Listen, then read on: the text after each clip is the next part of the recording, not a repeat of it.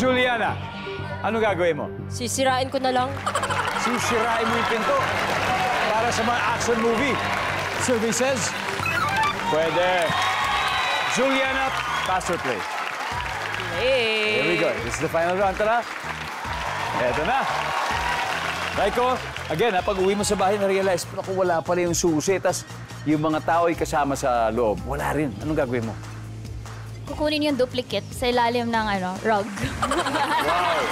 Huwag mo sabihin, alam nila kung saan mo tinatago yung ano mo. Mga duplicate. Okay, mga duplicate. Okay. Survey says, Gina, ano ang gagawin mo? Wala yung kasama mo sa bahay, naiwan mo yung susi sa bahay mo. Di mahanap. Kung nawawala, hahanapin ko yung susi. Hahanapin. Okay, tama naman, hahanapin, siyempre.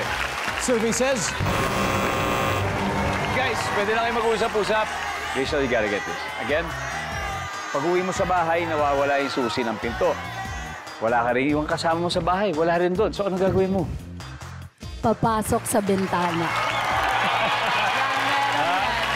Nandyan ba ang papasukin? Ang bintana? Pwede. Buhay pa.